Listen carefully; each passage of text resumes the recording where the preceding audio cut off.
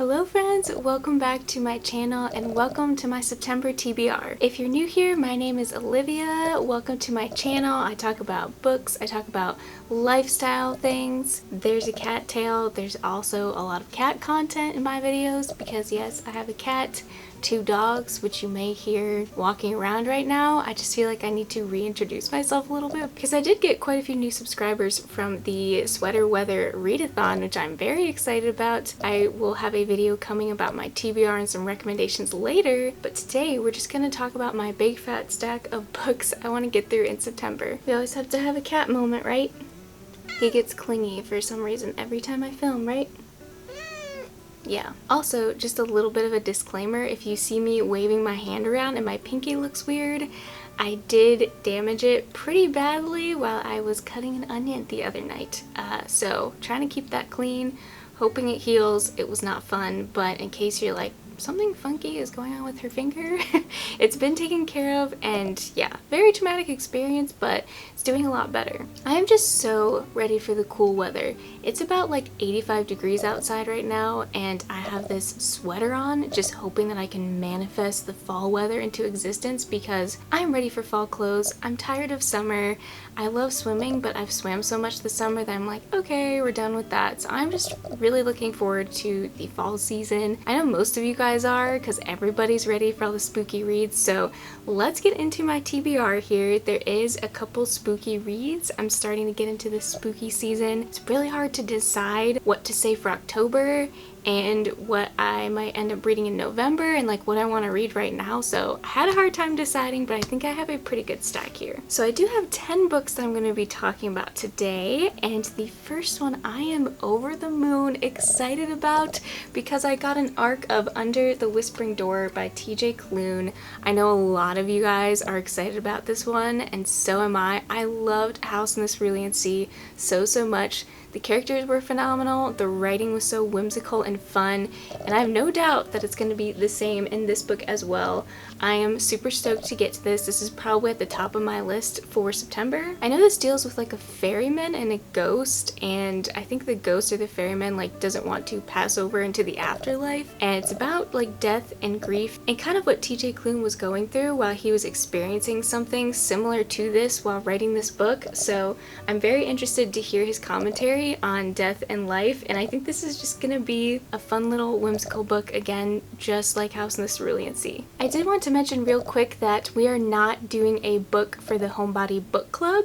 We typically choose a book every month, but we were taking a break in September because Zoe, Kaylin, and I are actually going to be in person for the first time in September. Zoe and I are going to go visit Kaylin, so we decided to take a break from reading a book, and I think we're just going to do like a fun chit-chat live show with you guys in September, so hopefully that's okay with you guys, but stay tuned for the dates and the time for that. But I just wanted to make that clear, we're not doing a book in September in case you were expecting me to say that in this video. And next we have The Night Sister by Jennifer McMahon. You guys know how much I love Jennifer McMahon, and her spooky vibes are absolutely perfect. Her atmosphere she creates, she literally nails it every single time with every one of her books. So I am so excited to see how this one goes. I'm actually reading this with Lauren from Lauren Love Reads here on YouTube and Instagram. I love Lauren so much, and I don't know if we've ever done a buddy read or if it's just been a while that we've done one, but I'm very excited to dive into this one. It has to do with 3 friends at this Tower Motel in Vermont, and when they're young girls, apparently they're just exploring a bunch of old abandoned rooms, and they come across a very dark, mysterious thing or something happens that completely ruins their life and their friendship.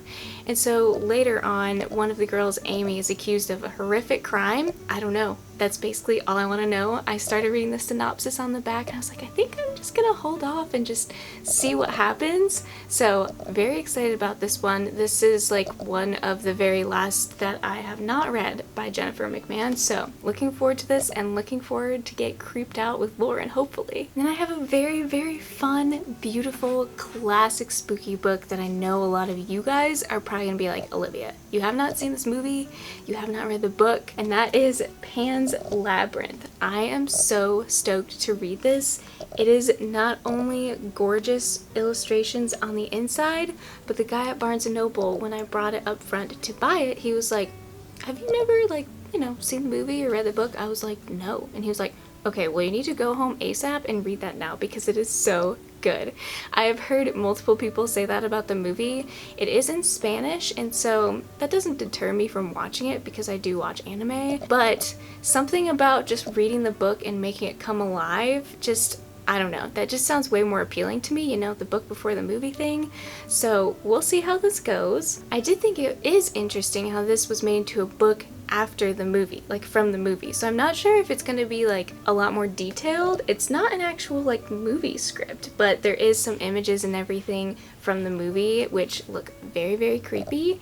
I think this is about basically like a long lost princess that is trying to make it back to her family, and on the way she discovers and meets all of these like weird creepy creatures. The synopsis doesn't give a lot, so I'm hoping this is going to be like a perfect book to jump into the spooky season. I have been very much in a middle grade mood lately, really wanting to read like some cozy middle grade book that just, again, I'm trying to manifest the 85-degree weather into 60-degree weather for fall. Not quite working yet, but I decided to pick up Eva, I think it's Eva, Evergreen, Semi-Magical Witch by Julie Abe.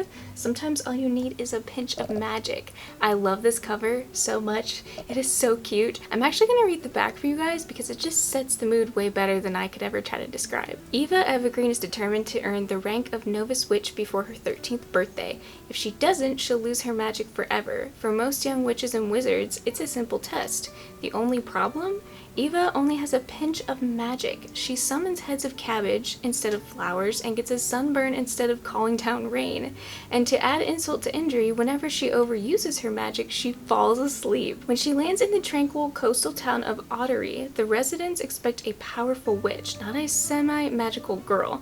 So Eva comes up with a plan. Set up a magical repair shop to help Ottery and prove she's worthy. This just sounds absolutely adorable. The cover gives me perfect Kiki's Delivery Service vibes, which is what pulled me in because Kiki's is my favorite Studio Ghibli movie, so very excited to jump into this one. If this isn't on your radar, it should be because it sounds perfect. The next 3 books I have here are actually more fantasy or magical realism books. You guys know that's like my top genre that I love to read, so I had to add some options or choices in for this month. The first one being The Witch Haven by Sasha Payton Smith. This just came out August 31st, I believe. Perfect time for spooky season, obviously. I don't know much about this at all, other than when I was skimming the synopsis, it said school for witches and sanatorium and murder, and I was like, okay, I'm in. This is a young adult fantasy, which is personally my favorite genre, but just a heads up there, if you're not looking for young adults, that is literally all I know about this book.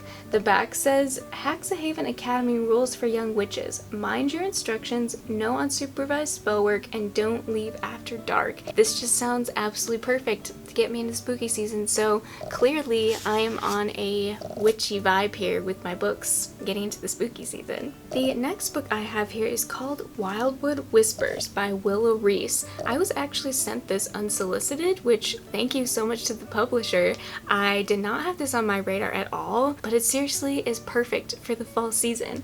It says a heartwarming tale of hope, fate, and folk magic unfolds in a sleepy town nestled in the Appalachian Mountains. At the age of 11, Mel Smith's life found its purpose when she met Sarah Ross. 10 years later, Sarah's sudden death threatens to break Mel. To fulfill a final promise to her best friend, Mel travels to a small town in the mountains.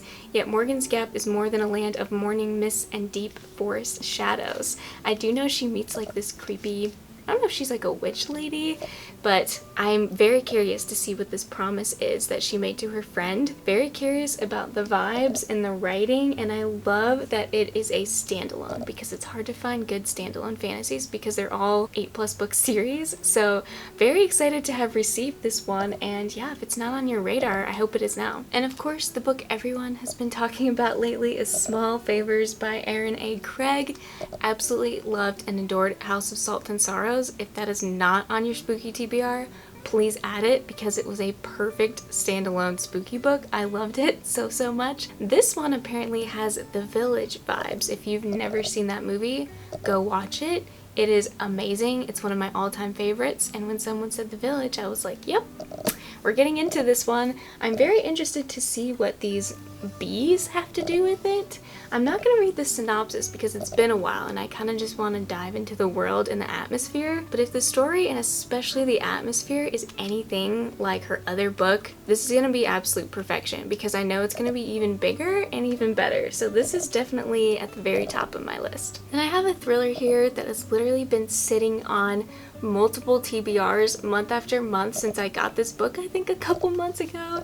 That is The Good Sister by Sally Hepworth. I always like to add a thriller into my mix of TBRs because sometimes it feels like you're trudging through a fantasy forever. Sometimes I just want a fast-paced thriller that I can binge and stay up late on a weekend and finish. I know this has to do with two sisters. One sister can't have a child, so the other sister's like, sure, I'll volunteer and have a child for you, and I don't know, some crazy drama happens. I just know that this has literally been all over Bookstagram for months now and every single person has loved it. I haven't seen a single bad review, so I went and bought another book of hers already that I found at a thrift shop, so hopefully I like this one. And then to end off this video, I have been terrible at reading my book of the month lately. I told myself that if I don't read another one and get it off my TBR shelf that I was not allowed to purchase another book from Book of the Month. So these are the two that are on my radar out of all the ones that I have. The first one being another thriller called 56 Days by Catherine Ryan Howard. This is a book about a couple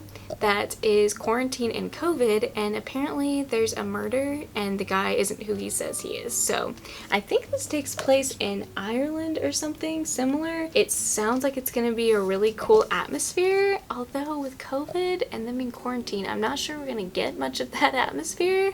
But I don't know. I literally don't know what to expect from this, but I'm hoping because it's Book of the Month, it means it's a good thriller, so I guess we'll find out. And last, but definitely not least, because I feel like this is going to be a mind-blowing book, if I actually understand it, is called Piranesi by Susanna Clark. This has been a Book of the Month for quite some time now, and whenever I see it on Bookstagram, people absolutely love it. By reading the synopsis, I feel like it's going to be a book that's just going to completely go over my head. It's very short, but I don't know if that's a good or a bad thing at this point. It says for readers of Neil Gaiman, The Ocean at the End of the Lane, and fans of Circe by Madeline Miller. So maybe this will have some Neil Gaiman vibes, which I love Neil Gaiman. So that's kind of what prompted me to pick this up. I love Neil Gaiman, but I'm really not sure. I'm really not sure about this one.